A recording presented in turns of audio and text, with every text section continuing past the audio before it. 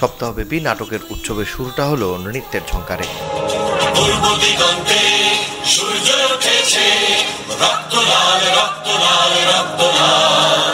3 দশকের ধারাবাহিকতায় ভাষার মাসে ভাষা শহীদদের প্রতি শ্রদ্ধা রেখে কেন্দ্রীয় শহীদ মিনারে শুরু হয়েছে জাতীয় পথনাট্য উৎসব।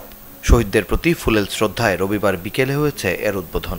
আমাদের সামনে চলার পথে আমরা যতদিন আছি আপনারা স্বাধীনভাবে কথা বলেন এবং সে কথায় আমাদেরও যদি সমালোচনা হয় আমাদের কোনো আপত্তি নেই তাতে।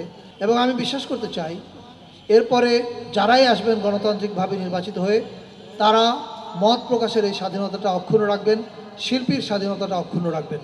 জাতীয় পথনাট্যোৎসব 2025-এর শুভ উদ্বোধন ঘোষণা করছি এবং আশা করছি আমাদের গণ অভ্যুত্থান পরবর্তী বাংলাদেশে এই আয়োজন একটি মাইল ফলক হয়ে থাকবে আমাদের সাংস্কৃতিক ক্ষেত্রে।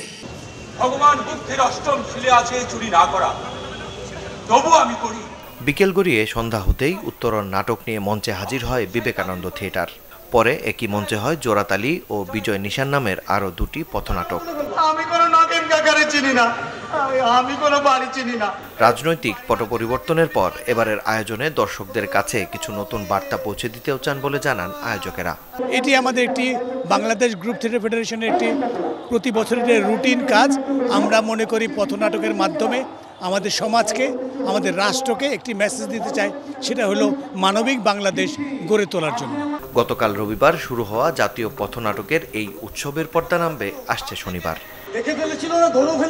মাকসুদুল হক ইমু, চ্যানেল 24, ঢাকা। আবার মারেনি।